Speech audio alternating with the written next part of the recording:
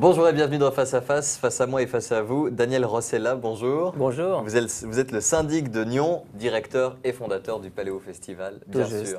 Vous préférez qu'on le dise dans quel sens? D'abord syndic de Nyon et ensuite directeur ou le contraire? Non, historiquement, je suis d'abord le président du Paléo Festival.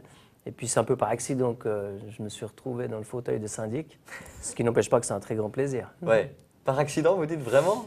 Presque. Ça vous est tombé dessus un peu comme ça? Mais il y a des circonstances un peu particulières. En fait, j'avais toujours été un observateur très attentif de la vie politique. J'avais été journaliste et j'avais suivi de près les activités du conseil communal de la municipalité. Et puis, tout d'un coup, il y a eu une place vacante, c'est celle de syndic. Et puis, il y a des gens qui m'ont dit, ça vaudrait la peine de réfléchir, on pourrait avoir besoin de toi quand même. Puis, j'ai réfléchi, je me suis dit, pourquoi pas. Vous avez brûlé les étapes, hein. En général, on commence à se taper 2-3 séances. Alors c'est clair, puisque j'avais jamais fait de politique, j'avais Ouais. donc pas été un militant, j'avais pas été distribuer des tracts, Ouais, le marché, tout ça, jamais. j'avais pas fait mes classes au conseil communal, j'avais même pas été municipal. Et donc en brûlant toutes les étapes directement dans le fauteuil de syndic, évidemment, ça peut susciter quelques interrogations, voire quelques jalousies. Ça n'a pas manqué de le faire, on en parlera peut-être. Sûrement. Ouais. Politiquement, on a toujours de la peine à vous situer parce que vous n'avez pas ce fameux petit mot qui en général situe, c'est le parti politique, hein. On ne peut pas dire vous êtes vert, socialiste, PLR. On vous sent quand même plutôt à gauche et on vous comprend plutôt à gauche. Mais vous n'avez pas choisi de parti parce que vous dites les partis c'est trop étroit pour mes idées. Il n'y a aucun parti qui correspond pleinement à mes idées. Si j'avais eu une évidence, peut-être que j'aurais accepté d'être dans un parti bien avant. Mais en fait, je me sens très sensible à la chose culturelle, c'est normal. J'ai une fibre sociale, une fibre environnementale. Puis en même temps, je suis aussi un entrepreneur. Et un entrepreneur, il a une idée par rapport à la responsabilité individuelle, par rapport à l'envie d'entreprendre, par rapport à même certains aspects liés à l'économie ou à la sécurité, qui est peut-être un peu moins angélique que certains partis de gauche. Donc, je me sens plutôt au centre-gauche pour un certain nombre d'éléments, plutôt au centre-droite pour d'autres. Qu'est-ce qu'il faut dire? Vous êtes à gauche et à droite ou vous êtes ni à gauche ni à droite?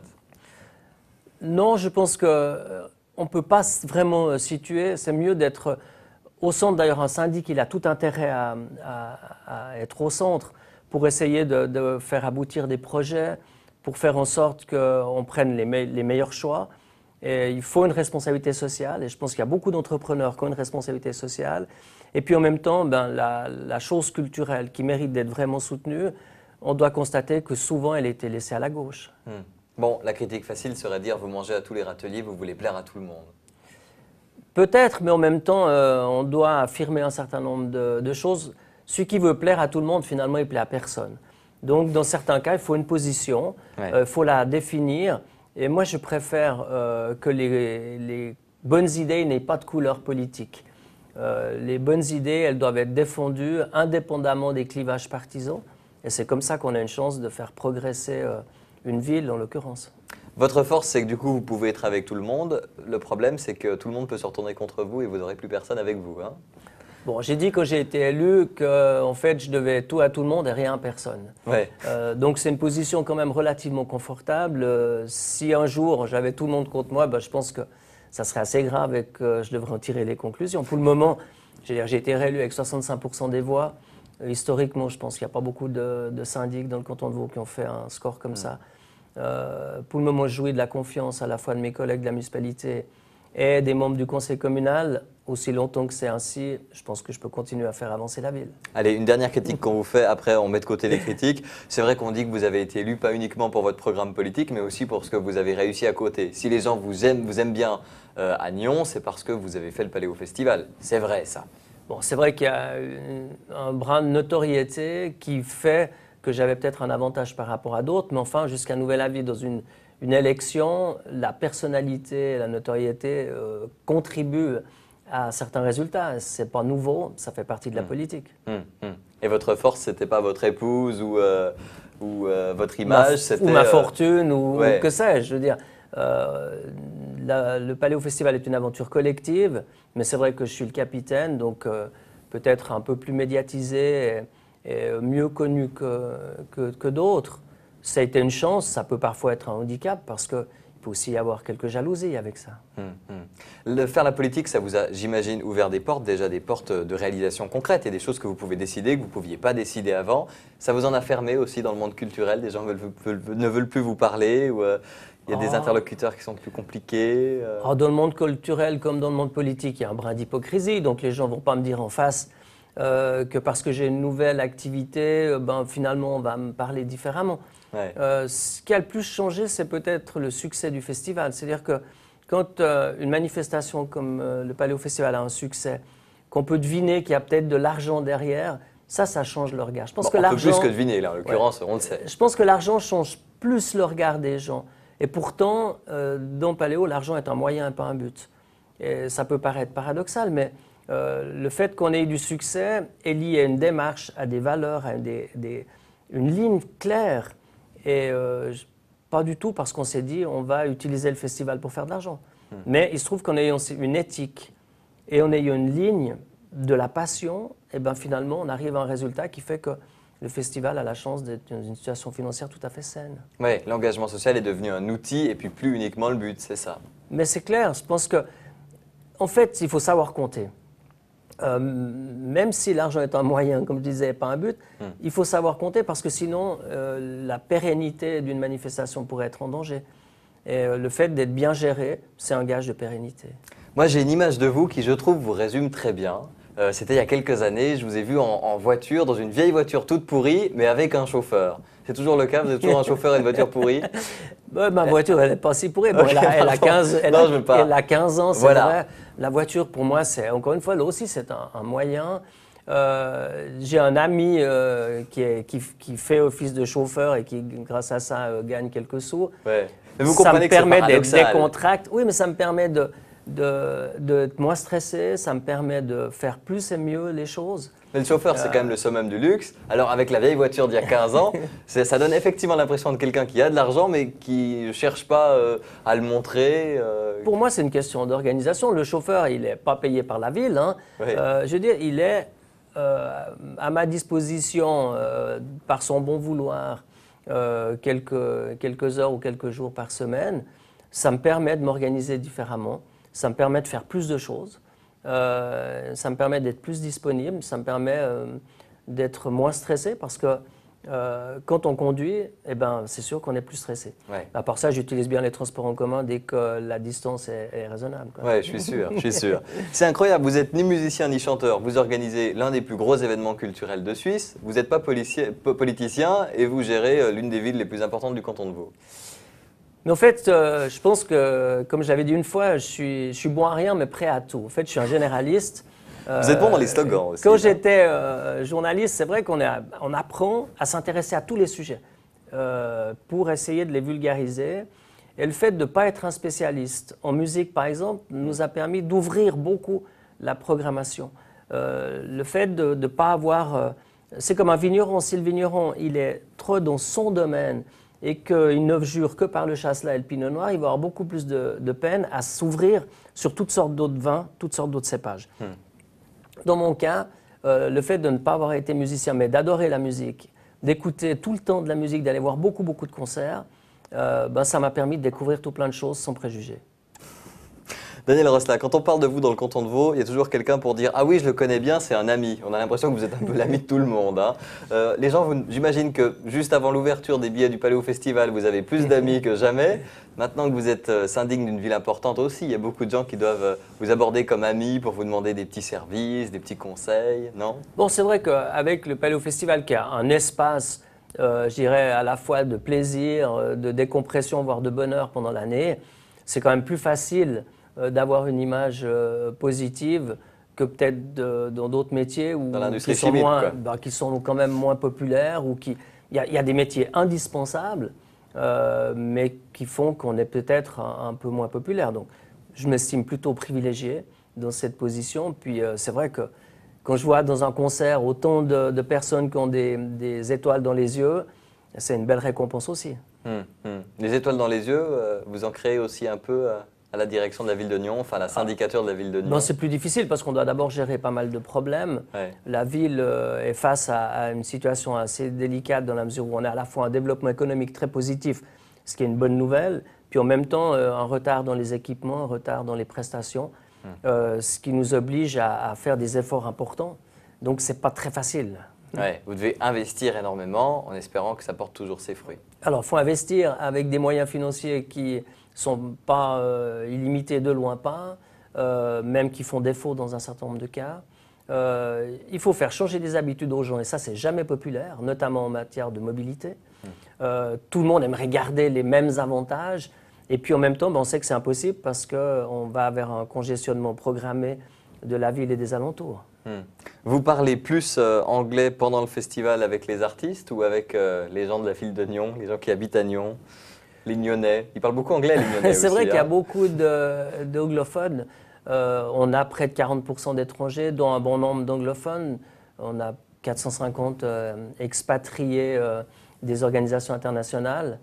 Je pense qu'au total, il y a à peu près 1500 anglophones à Nyon. Ça fait beaucoup. Oui, mais c'est plutôt une richesse. Je pense que ce n'est pas vraiment un problème. Mais du coup, il faut être bilingue, il faut parler en anglais aussi. Non, pas forcément. Je veux dire, bon, dans certains cas, oui. Mais souvent, quand même, les gens font un peu d'efforts pour essayer de parler le français. D'accord. Ils parlent aussi français, ces gens? C'est aussi un peu le défi de Nyon. Oui, on leur reproche, on leur dit qu'effectivement, certains ne font pas beaucoup d'efforts. Ben, c'est clair, quand quelqu'un vient pour 1 année ou 2 ans, peut-être qu'il ne va pas faire le même effort que si il a quitté son pays en abandonnant tout sur place pour choisir une vie en Suisse. Puis il faudrait rappeler que ce n'est pas seulement à eux de faire un effort. Oui, et puis l'anglais, en fait, c'est un oreiller de paresse parce que quand on parle bien l'anglais, on va partout. Celui qui parle que le norvégien ou le suédois, évidemment, il a un peu plus de problèmes. Donc, on comprend bien que les pays nordiques, par exemple, sont bien meilleurs dans les langues que les Anglais. Ouais. Un des défis de la ville de Nyon avec sa croissance, c'est la mobilité. C'est vrai que ça devient un peu compliqué à Nyon et ça pourrait devenir très compliqué dans les prochaines années. Qu'est-ce qu'il faut faire là? Il faut investir dans des routes, essayer de changer le mode de mobilité, passer de la voiture au vélo. Quel est votre avis sur la question? Il y a une chose qui est claire, c'est qu'on a les mêmes infrastructures qu'il y a 50 ans. L'autoroute a été construite pour l'Expo nationale en 64. On a les mêmes trains, les mêmes nombres de voies. Et puis, on a 5 fois plus de voitures. Donc, à un moment, c'est certain que ça va poser des problèmes. On va vers une congestion programmée s'il n'y a pas un changement d'habitude. Ça ne veut pas dire que tout le monde doit aller en vélo demain, mais on doit faire en sorte qu'il y ait une évolution des consciences qui doit précéder une évolution des comportements. Donc vous êtes vert. Et ça, c'est sûr qu'il faudra faire un effort. Tout le monde devra faire un effort. Ouais. Et à ce niveau-là, vous êtes totalement d'accord avec le Parti vert? Oui, sauf qu'il y a certains verts un peu intégristes qui disent qu'il faut pourrir la vie des automobilistes jusqu'à les dégoûter de prendre leur voiture. Je ne suis pas partisan de cette voie-là. Je pense qu'on doit d'abord renforcer tout le réseau des transports en commun. Si vous êtes à New York, vous n'avez aucune envie d'avoir une voiture parce qu'il y a des métros toutes les 3 minutes. Ouais. Là, l'enjeu, il est différent. C'est une petite ville, Nyon. Même à l'échelle de Genève, on voit que la problématique est vraiment imposante et complexe. Donc, je pense qu'il faut d'abord renforcer les transports en commun pour que les gens aient envie de faire le changement et de s'apercevoir que finalement, ce n'est pas si pénible que ça. Avec tout ce que vous faites, vous avez encore le temps d'écouter de la musique, Daniel Rossella? Ah, moi, j'écoute tout le temps de la musique dans mon bureau. En faisant les budgets, là on est dans la période des budgets de fin d'année, en faisant les budgets, vous écoutez Bob Dylan? Je suis capable d'écouter à la fois des classiques de rock, de chansons, mais aussi de la musique classique que j'adore. Et puis, par chance, on me transmet régulièrement une pile de disques à écouter ou des références sur Spotify à découvrir. Qui vous les transmet? Ah ben, Jacques Monnier, le responsable de la programmation, ou Angela qui travaille pour l'agence de Plus. Parce qu'ils veulent votre validation finale, c'est ça? Non, non, pas forcément. Non, c'est simplement parce que je leur demande ou bien par envie de partager. Ah, j'ai entendu un truc qui est chouette, écoute, dis-moi ce que tu en penses. Ok, ouais. Et vous avez encore le choix final sur les artistes de Paléo ou vous faites totalement confiance? Non, pas du tout. Je fais confiance. C'est clair que dans certains cas, on va me poser la question. Je dirais peut-être plus pour des raisons budgétaires que pour des raisons affectives ou de choix musicaux. David Guetta, on vous a demandé si vraiment vous vouliez David Guetta. Oui, alors ou dans certains cas où on se demande est-ce que c'est une bonne idée parce qu'il peut y avoir peut-être une partie du public qui peut s'interroger sur la raison de faire venir par exemple David Guetta. On savait que des gens allaient dire mais qu'est-ce que cet artiste fait là-dessus? D'abord, est-ce que c'est vraiment un artiste?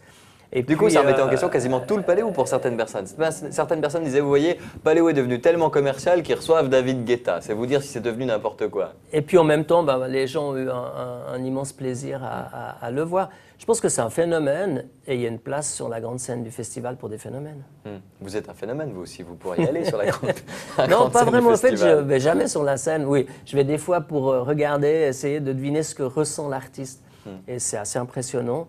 Mais je vais jamais sur la scène, je n'annonce jamais les artistes. C'est vrai, vous avez des présentateurs. C'est pas ce que je préfère. Vous êtes un timide. Pas vraiment, non. J'ai pas peur de parler en public, j'ai pas peur d'être devant Vous les n'auriez gens, pas les chocottes sur mais la grande scène du Paléo. je suis pas un artiste. Je pense qu'il faut davantage d'ego que le mien pour monter sur une scène. D'accord, très bien. Et davantage d'ego que le vôtre pour faire de la politique, ça non, puisque vous avez décidé de faire de la politique. Mais c'est clair que les gens qui font de la politique ont un certain ego, on en voit, mais il faut qu'ils soient raisonnables. Je pense qu'il faut un peu d'ego pour oser faire des choses, pour oser se mettre en avant. C'est-à-dire, il y a quand même une modestie à freiner. Moi, j'ai jamais couru après les honneurs, j'ai pas assez de vanité pour les refuser, mais en même temps, je cherche pas à me mettre en avant. Vous êtes dans un état de grâce qui va durer combien de temps, à votre avis? Enfin, c'est vrai que pour l'instant, tout va bien pour vous. Hein. Autant sur le plan politique, vous n'êtes quasiment pas attaqué, certaines petites critiques, des petites choses. Le Paléo Festival, tout va bien également. Ça va durer ad aeternum? Mais je pense que si on a des valeurs, pour moi, c'est le respect, c'est la tolérance, c'est l'ouverture d'esprit. Si on respecte les gens, il n'y a pas de raison qu'ils ne vous respectent pas. On peut faire des erreurs, c'est sûr.